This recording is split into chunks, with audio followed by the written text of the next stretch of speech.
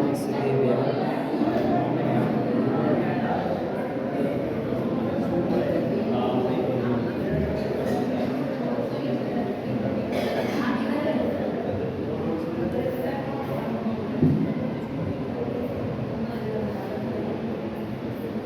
उत्तमाक्षान्तिकाद्यन्त ब्रह्मचर्य सुलक्षणं स्थापय दशधा धर्ममुत्तमं जन भाषितम् अब छोड़ अनादि भूल विषय सुख तूल जगत दुख मूल कर्म ब्रह्म भारी दस लक्षण धर्म विचार जीवन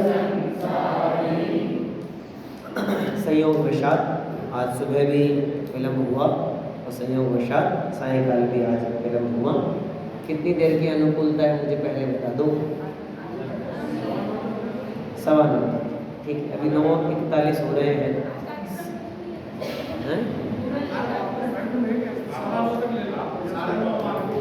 ठीक, 9:15 बजे तक अपन चलाएंगे, तब तक आप लोग कोई आकुलता नहीं करें। उत्तम ब्रह्मचर्य धर्म की चर्चा हम यहाँ से कर रहे हैं। मंगलराय जी इस धर्म के संबंध में क्या लिखते हैं, पहले उन छंद को अपन पढ़ते हैं।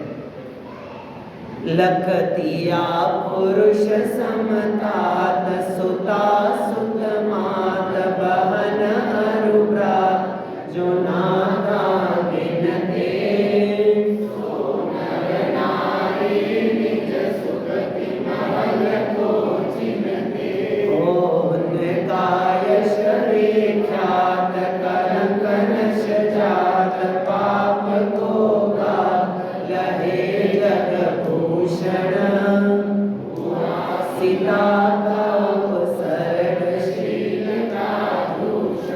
लग अग्नि कुंड में दाई सीता ने टेर लगाई ओ शील विशेष चपलाई तोरे कभी हो जाई जब को दी अग्नि मजार बोलई समार अग्नि हुई बार कमल खिल आए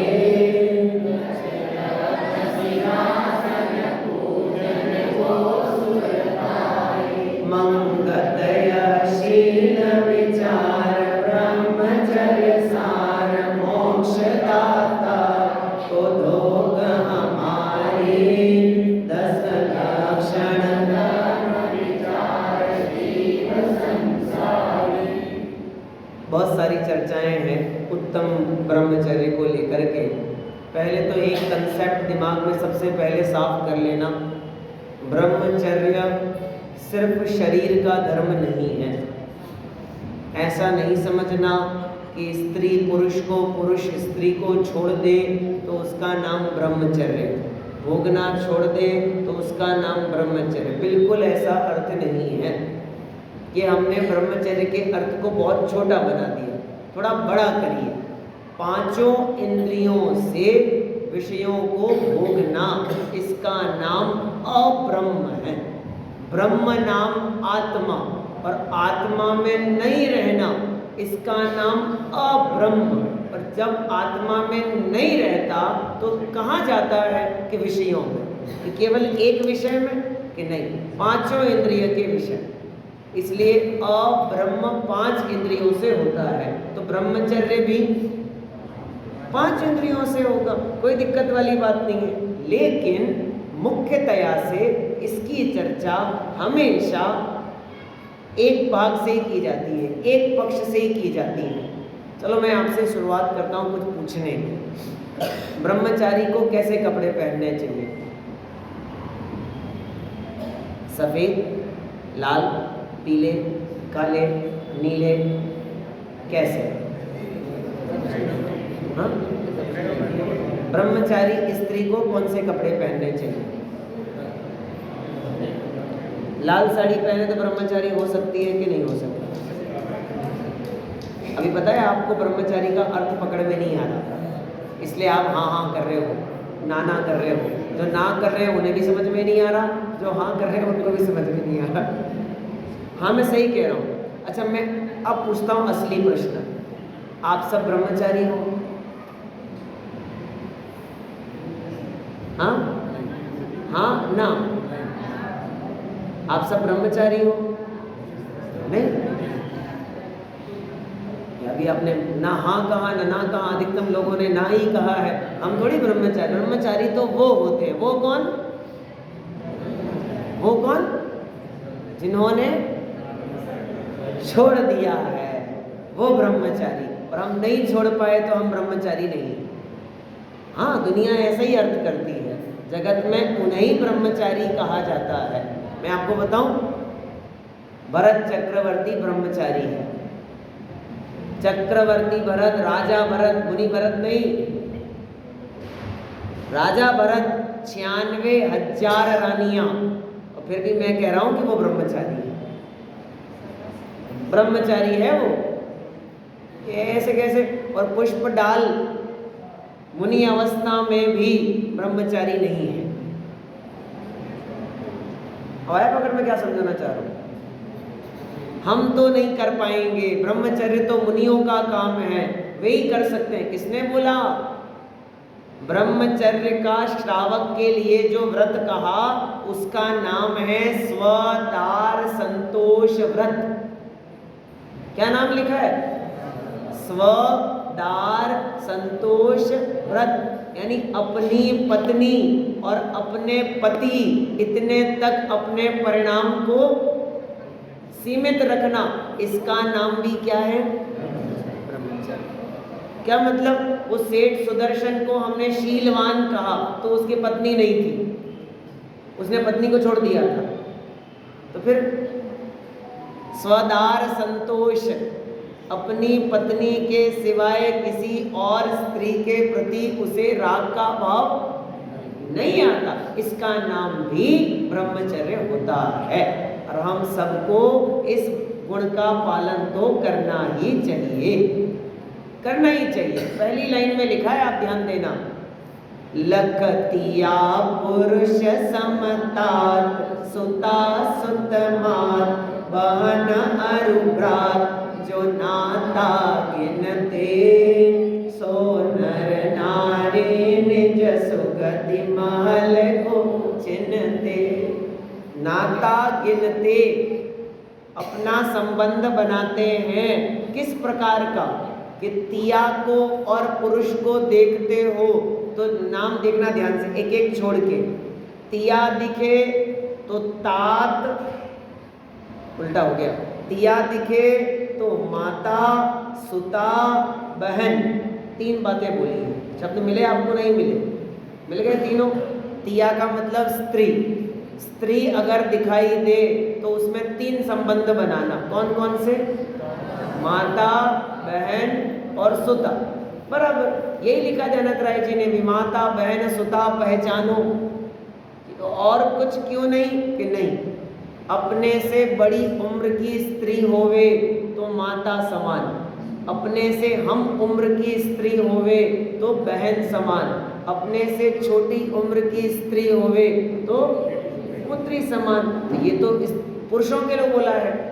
मंगत राज ने कहा नहीं नहीं सुनो, पुरुषों के लिए नहीं, स्त्रियों को भी कहा। क्या कहा? देखो, पुरुष दिखे तो क्या देखना? तात, सुत और भ्राता।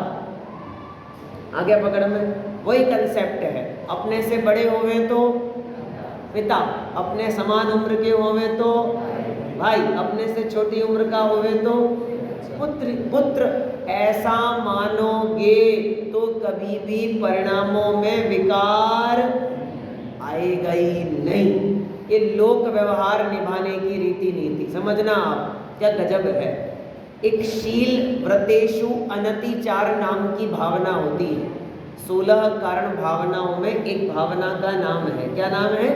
शील व्रतेषु अनतिचार भावना। आपने करी होगी 16 कर्ण पूजन, है ना? लगभग रोज ही करी होगी। तो उसकी जयमाला को आप याद करें। उसमें एक पंक्ति लिखी है, शील सदा दृढ़ जो नर पाए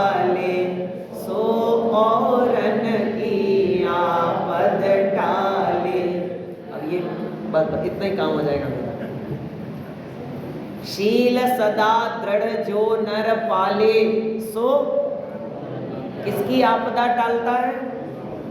औरन की आपदा। देखो न का प्रयोग बड़ा जबरदस्त है, मैंने सुबह आज मंडल में भी कहा था ये बात। ये न जो लिखा है ना, इसके दो अर्थ निकलते हैं। एक तो आप जो समझते हो नहीं, लेकिन जब न किसी शब्द के साथ जुड़ जाता है, और न नहीं लिखा है, औरन लिखा है, शब्द ध्यान देना आप, बहुत जबरदस्त अर्थ है।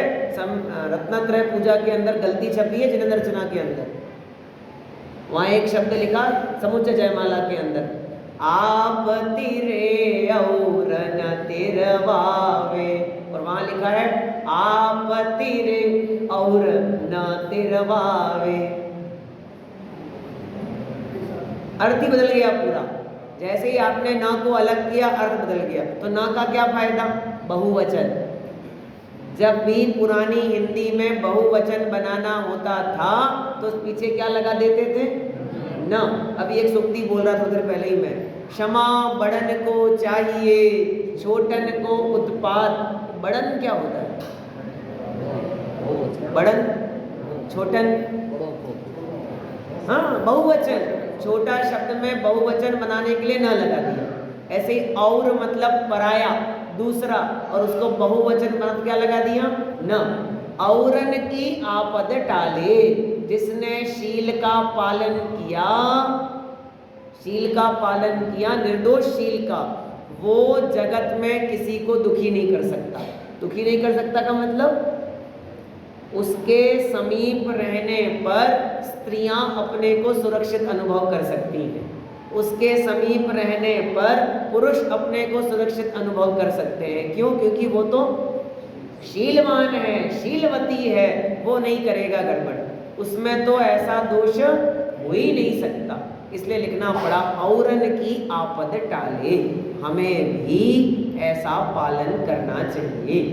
ये जितनी विकृतियां हम जगत में देखते हैं, आए दिन जो रेप, बलात्कार आदि घटनाओं को हम सुनते हैं, उन सबके पीछे प्रधान कारण कौन है?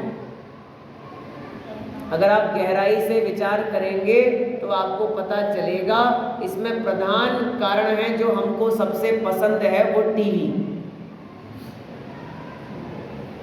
टीवी सबसे खराब चीज, सबसे खराब। आप अपने परिवार के साथ बैठ करके टीवी नहीं देख सकते, आज की जनरेशन में नहीं देख सकते। शर्म आ जावे हमें देखने में कि कैसे वो कपड़े पहनते हैं, कैसे वो वार्तालाप करते हैं, कैसे क्रियाकलाप करते हैं। वो एक हीरोइन किसी पिक्चर में किसी हीरो के साथ में है, अगली पिक्चर में किसी और हीरो के साथ में है, फिर अगली पिक्चर में किसी और के साथ में है। क्या सीखेंगे हमारे बच्चे? एक ही पिक्चर में हो जावे कदाचित। इनको देख करके हमारे बच्चे क्या सीखेंगे? निश्चित रूप से यही सीखेंगे, जितनी देर जो अच्छा लग रहा है उसके साथ रहो, फिर चेंज दूसरा लाओ, फिर चेंज तीसरा लाओ। भारतीय संस्कृति में तो ये परंपराएं है ही नहीं, सिस्टम में ही नहीं हमारे। तो कहाँ से आया? जबरदस्ती हमको टीवी में ऐसी चीजें दिखा दिखा कर, और रही सही कसर फिर इस मोबाइल ने पूरी कर दी।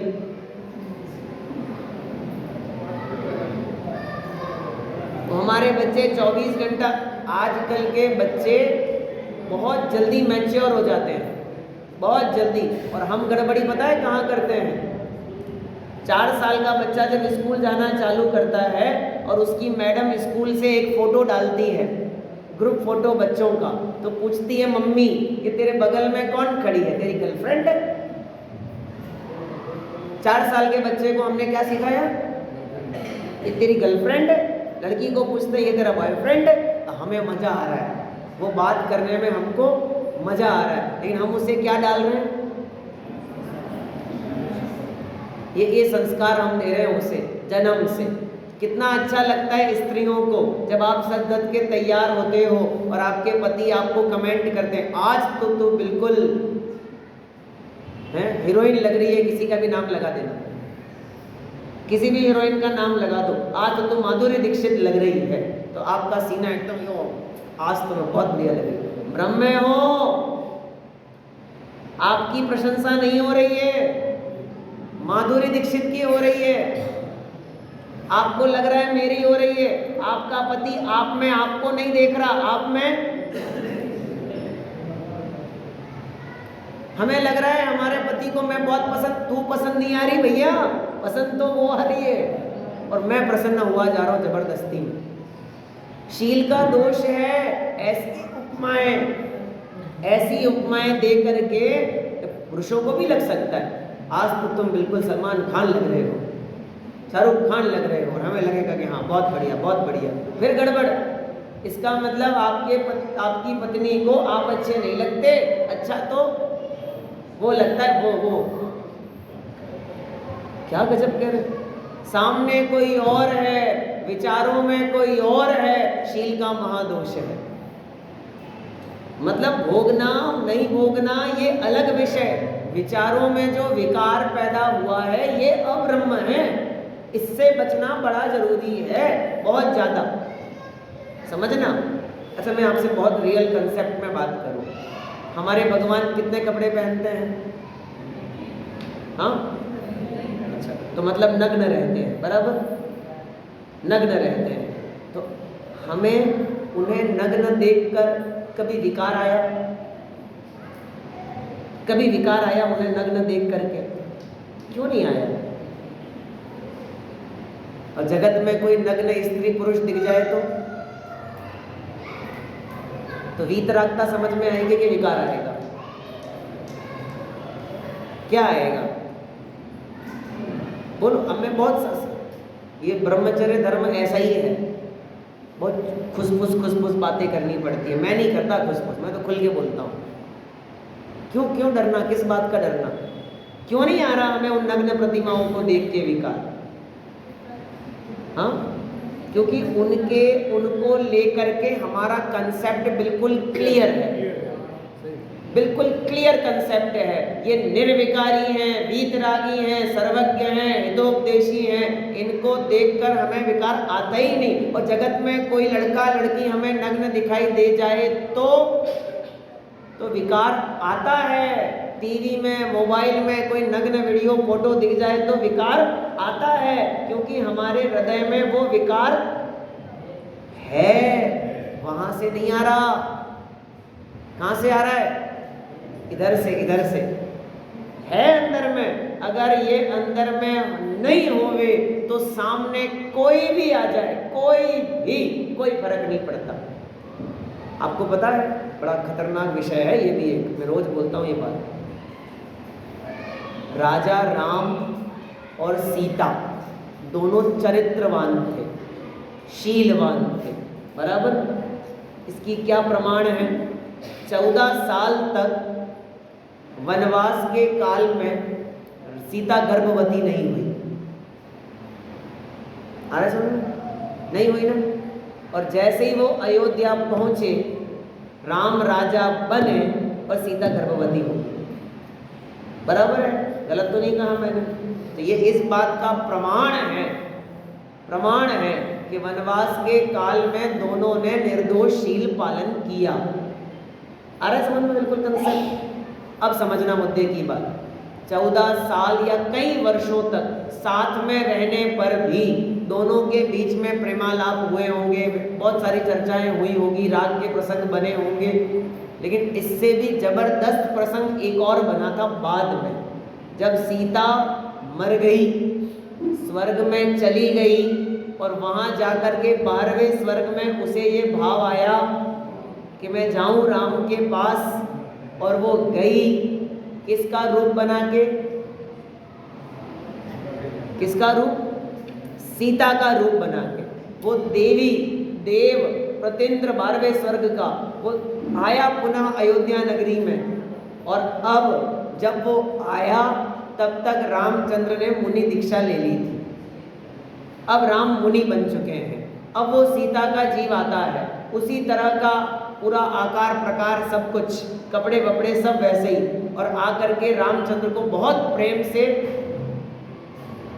निवेदन करता है कि आप आ जाओ, मेरा भोग करो, जो भी बोला होगा समथिंग समथिंग।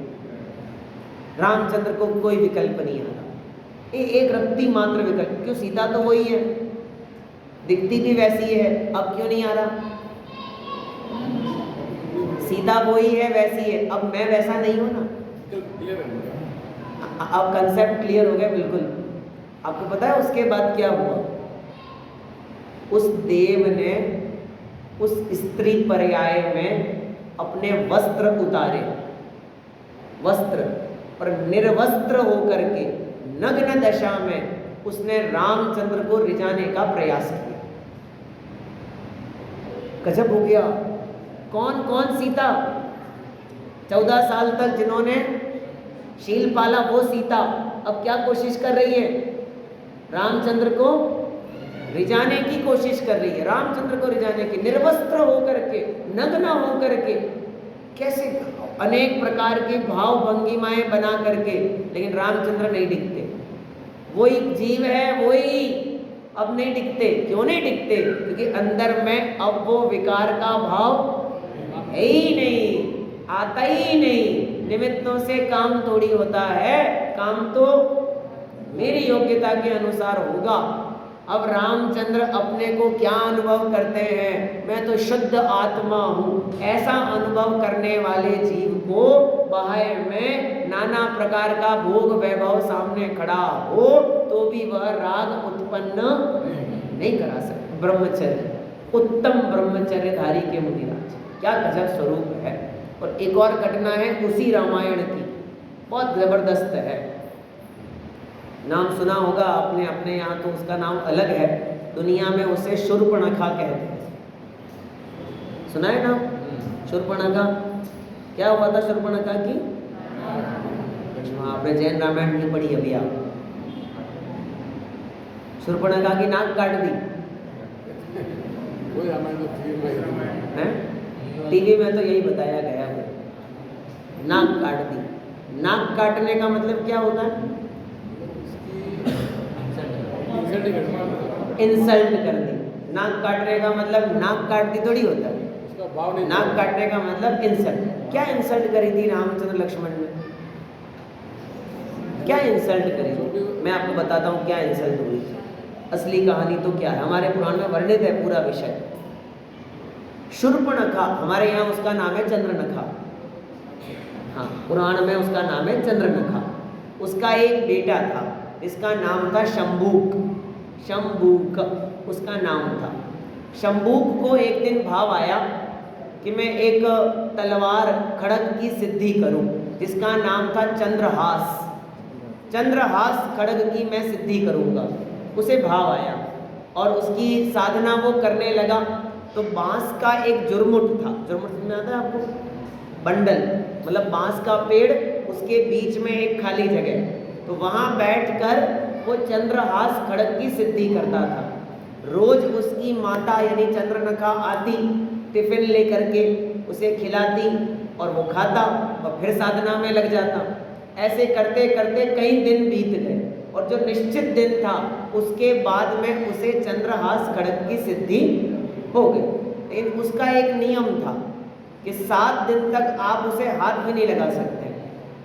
खड़ग तो मिल गई आपको, और कहाँ रहेगी कि जैसे आप यहाँ साधना कर रहे हो तो आपके माथे के ऊपर आकाश में लटकी रहेगी, लटकी रहेगी आकाश में, लेकिन आप 7 दिन तक उसे छू नहीं सकते। तो वेट कर रहा था 7 दिन का, रोज मम्मी आती, खाना लाती, खाती और वो चले जाते वापस। चल रहा था ऐसे ही, और घूमते घूमते राम लक्ष्मण उसी जंगल में आए। और लक्ष्मण थोड़े से चंचल थे, उद्दंड प्रकृति के, है ना। तो लक्ष्मण ने वो बांसों के जुरमुट के ऊपर एक खड़ग को लटकते हुए देखा। क्योंकि वे नारायण का जीव है, बलवान है, पुण्यशाली है, तो उन्होंने जाकर के एक छलांग लगाई और वो खड़ग अपने हाथ में ले ली और मिल गई उनको। अब उन्होंने कहा दिख तो बहुत अच्छी रही है, चलो इसे चला के देखते हैं। कहाँ चलाएं? वही बांसों के जुरमुट पे चलाई और एक प्रहार में बांसों का जुरमुट कट गया। तो बांसों का जुरमुट तो कटा ही कटा, साथ में शंभूक भी मर गए, बराबर। तो आपको लग रहा होगा कि ब्रह्मचर्य की चर्चा में ये कहानी कहाँ से आ गई। आएगी, जो मुझे समझाना है वो आएगा। अब क्या हुआ, अब कहानी में दूसरा भाग है। रोजाना माता आती थी चंद्रनखा, वो आई, उसने अपने पुत्र को मरा हुआ देखा। क्या भाव आए होंगे उस माँ को, कितना दुख हुआ होगा, कितनी पीड़ा हुई होगी, निश्चित रूप से हुई ही होगी। और उसे ये विचार आया, जिसने मेरे पुत्र को मारा है वो अगर मुझे सामने मिल गया तो मैं उसके प्राण हरण कर लूंगी। ऐसा भाव उसके मन में आया। बिल्कुल आना ही ऐसे ही आता होगा निश्चित रूप से। और वो ढूंढने लगी यहाँ वहाँ कि कौन है, और उतने में उन्हें राम लक्ष्मण जाते दिखे। और लक्ष्मण के हाथ में क्या थी, वो खड़ग चंद्रहास। तो उसे क्लियर हो गया कि इसने ही मेरे पुत्र को मारा है। अभी वो दूर खड़ी है, दूर से रामचंद्र और लक्ष्मण को देखा, दूर से, बराबर। और अब परिवर्तन समझना गजब का। विकार किसको कहते हैं? रामचंद्र को देखकर, लक्ष्मण को देखकर, उनके सुंदर शरीर को देखकर वो अपने पुत्र का शोक भी भूल गई। मेरा पुत्र मरा पड़ा है पीछे, भूल गई।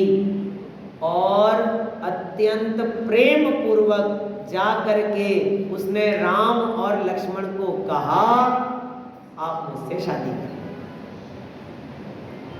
ऑफर दिया डायरेक्ट, शादी कर लो, आप मेरा भोग करो, ऐसा निवेदन किया उसने बड़े प्रेम पूर्वक। लेकिन क्या हो गया, ऑफर क्या होना था, रिजेक्ट। तो चंद्रनखा की तो नाक कट गई। क्यों नाक कट गई? क्योंकि उसने इतना बड़ा दुख भुलाकर इन दोनों को प्रेम का निवेदन किया। और देखो इन दोनों का क्या बोलेंगे, मान। उसे तो ऐसा ही लगा कि दोनों बहुत अपने को बलवान समझते हैं ना, दोनों अपने को बहुत महान समझते हैं ना, इसलिए मेरा रावण की बहन का प्रपोजल इन्होंने ठुकरा दिया। अब बताती हूँ, नाक कट गई। उसे ऐसा लगा कि मेरी तो मानो इज्जत लग गई, ऐसे ही लगा उसे, इंसल्ट हो गई। अब इस कहानी में मुझे क्या समझाना है, काम भाव की विचित्रता। विचित्रता देखो परिणामों की। कहाँ वह माता अपने पुत्र के वियोग में दुखी हुई जा रही थी, और क्षण मात्र में किसी पर पुरुष को देखकर उसके प्रति राग भाव आ जाने से अपने पुत्र के वियोग का दुख भी वो गजब हो गया। कामांधा, यह जीव काम में मानो क्या हो जाता है, अंधा। टेकचंद जी साहब ने पंक्ति लिखी कि स्त्री पुरुष की चाह में, पुरुष स्त्री की चाह में इतना पागल हो जाता है कि कदाचित नहीं मिले तो प्राण दे देता है, प्राण दे देता है, अपने मर जाता है उसके वियोग के दुख में। ऐसी दशा हो जाती। कामार्ता विवृता, कामार्थ जीवों की दशा ऐसी होती है। अत्यंत विचित्र है जगत का स्वरूप, ये विचार करना। रत्ता रानी का बता ही दिया था मैंने कल आपको। एक लूले लंगड़े व्यक्ति में उसे इतना राग आता है कि अपने रष्ट पुष्ट बलिष्ठ अपने पति को वो छोड़ देती है। और उसे क्या मंजूर है, क्या मंजूर है, चौराहे पर नाच नाच के पैसा कमाना उसे मंजूर है, लेकिन एक पुरुष की पत्नी बनके शीलवती जीवन जीना उसे मंजूर नहीं। ये दशा है। इसलिए ब्रह्मचर्य समझना चाहिए। आगे लिखा, ओन कायश विख्यात कलंक नश जात पाप को गात लहे जग भूषण। जो जीव ब्रह्मचर्य का पालन करते हैं उनका यश विख्यात होता है, कलंक नाश को प्राप्त होते हैं, पाप का घात हो जाता है, वे दुनिया में भूषित जग भूषण प्रसिद्ध कहलाते हैं। टेकचंद जी ने उत्तम ब्रह्मचर्य की पूजा में 6-7 नाम गिना दिए। शील सती सोमाने धारा, फिर क्या हुआ? क्या हुआ था सती सोमा के साथ में? सर्प मणिहार बन गया। शील सती सीता ने धारण की कहानी ये बताने वाले। शील सती राजुल ने धारा, शील सती आगे आगे ढेरों नाम ले, तो मैना सुंदरी, सुर सुंदरी, अनेकों नाम, बंधु श्री, सबके नाम लगा। शील सती नीली ने धारा, अंजना ने धारा। सारा जगत लांछन लगाता है, लेकिन जब शीलवती का शील प्रकट होता है तो सारे लांछन मिट जाते हैं, दोष मिट जाते हैं। ये लिखना पड़ा कि कैसे पता चला कि सीता शीलवती थी, कैसे पता चला? तो एक कहानी है बहुत छोटी सी जो उन्होंने बताई। लख अग्नि कुंड में धाई, सीता ने टेर लगाई, ओ शील विषे चपलाई, तो आप लोग बहुत पुण्यशाली हैं जो आपके पति आपसे अग्नि परीक्षा नहीं मांगते। हाँ, लेकिन हमारे पुराणों में तो वर्णित सीता ऐसी जीव रही कि पूरे 14 साल रामचंद्र के साथ रही और कुछ महीने के लिए रामचंद्र से अलग रही, तो भी उसे अग्नि परीक्षा देनी पड़ी अग्नि परीक्षा। और अग्नि परीक्षा दी तो क्या हुआ? तो क्या शब्द दिए? अग्नि का कुंड बनाया और उस अग्नि के कुंड में सीता ने टेर लगाई, वो प्रवेश कर गई उसके अंदर। और यदि शील में दोष होता तो क्या होता? यह देह अभी हो छाई, ये देह अभी जल जावे, अभी राख हो जावे, ऐसा कह के सीता तो आप नहीं करना ऐसा। हाँ, कठिन है, महापुण्य चाहिए, लेकिन शीलवान तो जरूर बनना, शीलवती तो जरूर बनना। आगे लिखा एक पंक्ति, जब कूदी अग्नि मजार, हो गई बोलई संभार, अग्नि हुई वारी, कमल खिल आए, रज रत्न सिंहासन पूजन को सुर हुआ था सीता के साथ में। जब कूदी कुंड में सीता जी, अग्नि ने भी जल बहा दिया। अग्नि तो जलाती है, लेकिन नहीं, शीलवती सीता के साथ कुछ अलग हुआ। जब उन्होंने अग्नि में प्रवेश किया तो उनके शील के प्रभाव से अग्नि परिवर्तित होके क्या बन गई? जल, कमल खिल आए। और देवों ने मानो उस पानी के बीच में क्या बनाया? सिंहासन, और उस पे सीता विराजमान हुई। शील की महिमा गा रहे हैं, तो क्या करना चाहिए हमको? मंगतय शील विचार, ब्रह्मचर्य सार, मोक्ष दातार को धोग हमारी।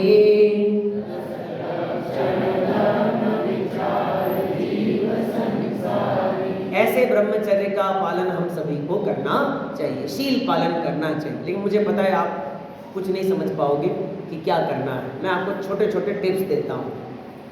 आप अपने घर में कपड़े धोते होंगे और कभी कभी ऐसा होता है कि हम बच्चों को कहते हैं चलो ये कपड़े सुखा, या कहते हैं सूख गए तो ले आ। दोनों बातें होती हैं। यहाँ बचना है, इस जगह बचना है। पुरुष होवे, पुरुष यदि लड़का है तो स्त्रियों के कपड़े उससे मत सुखाना, न लाने को कहना, न समेटने को कहना, कभी नहीं कहना। ये क्या हो जाएगा? दोष है। स्त्री होवे, लड़की होवे तो पुरुष के कपड़े सुखाने को नहीं कहना। अपने भाई के भी, माता पिता के भी नहीं कहना, बिल्कुल नहीं कहना। दोष है, शील का दोष है, बचिए इस चीज से। वो संबंध प्रेम पूर्वक चले उतने उत्तम है, लेकिन जैसे ही उन संबंधों में वासना प्रवेश कर जाती है, वैसे ही वे संबंध बिगड़ने देर नहीं लगती। इसलिए बहुत बचने की आवश्यकता है। पुराने जमाने में हमारे माता बहनों ने जो ये साड़ी की परंपरा प्रचलित करी ना, बड़ी उत्तम है, बहुत उत्तम है। लेकिन अब हमें सब समस्याएं होने लगी हैं कि अब हमें साड़ी अच्छी नहीं लगती, तो कैसे कपड़े चाहिए, सूट पहनाओ, थोड़े अलग टाइप के, फटे टूटे फटे। दोष है, शील का दोष है, बचिए। सुंदरता शरीर दिखाने और छिपाने से नहीं होती, सुंदरता आपके शील से होती है, सुंदरता आपके संस्कार से होती है, सुंदरता आपके व्यवहार से होती है। मुझे कभी कभी अगर फिल्मों में कंपैरिजन करो ना, तो मुझे साउथ इंडिया की फिल्में ज़्यादा ठीक लगती हैं। सच्ची बोल रहा हूँ मैं आपको। इसलिए नहीं कि उनकी कहानियाँ बहुत बढ़िया होती होंगी, कि उनकी अधिकतम फिल्मों में हीरोइनें साड़ी पहनती हैं, सभ्य वस्त्र पहनती हैं। आप कभी भी देख लो, कभी भी। और तो और कभी आप कोई अवार्ड फंक्शन में चले जाओ साउथ इंडिया के, दक्षिण भारत वाले, तो वहाँ सारी हीरोइन आपको साड़ी पहने मिलेगी। और हमारे बॉलीवुड में चले जाओ तो पता ही नहीं क्या पहन रही है ना। बहुत बुरे बुरे शब्द हैं उनके लिए। उनका जीवन, जिन्हें लगता हो ना कि वे बहुत बढ़िया जीवन बिता रही हैं, वैश्याओं से भी गया बीता जीवन है उनका, वैश्याओं से भी गया बीता। शील की कोई संरक्षण नहीं, कोई दीवार नहीं, और माता पिता प्रसन्न हो रहे हैं कि देखो ये आज उसके साथ में फिल्म कर रही है, कल उसके साथ में कर रही है। फिल्म में कर क्या रही है, कर क्या रही है? हमारे यहाँ तो व्यापार का क्षेत्र ऐसा चुना जाता है कि जहाँ पर जीव हिंसा नहीं हो, शील का हम बराबर पालन कर पाए। तो ऐसे क्षेत्र जहाँ हमारा शील सुरक्षित नहीं रह सकता, ये हमारे व्यापार के योग्य है ही नहीं। इसलिए इन चीज़ों की चार्म से, अट्रैक्शन से बहुत बचने की ज़रूरत है। एक छोटा बच्चा अगर मोबाइल चलाते चलाते ऐड आ जाए और उसमें ऐड में ऐसा वैसा कोई दृश्य आ रहा है और वो बुद्धिपूर्वक उसे उपयोग लगा के देख रहा है, तो कहीं ना कहीं हम जाने अनजाने उसके संस्कारों को दूषित करने का उपाय कर रहे हैं। बहुत बचना पड़ेगा, बहुत बचना पड़ेगा। ये जगत ऐसा ही है, विषय चोर बहु फिरत हैं, चोर ज़्यादा हैं, सभ्य कम है, साहूकार कम है, चोरों की बस्ती है पूरी की पूरी। इसलिए किसी से भी पूछ लो आप, कोई भी मोक्ष मार्ग में बढ़ने की सलाह नहीं देगा, कोई नहीं देगा। सब यही कहेंगे, अरे सती अनंतमती को नहीं दी, बाल्यकाल में उसने ब्रह्मचर्य ले लिया, अकलंक निकलंक ने ले लिया, और माता पिता बड़े होने पे कहते तो शादी कर ले। वो तो बचपन में लिया था, बचपन की बात गई बचपन में। उस जमाने में भी मुश्किल था, आज जमाने में तो और ही मुश्किल है, और ही मुश्किल है।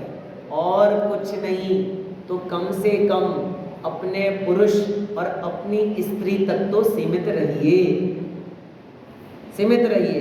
दयानंद राय जी ने शब्द लिखे ना, वो सुनाऊं तो बीभत्स रस कहना पड़ेगा मुझे।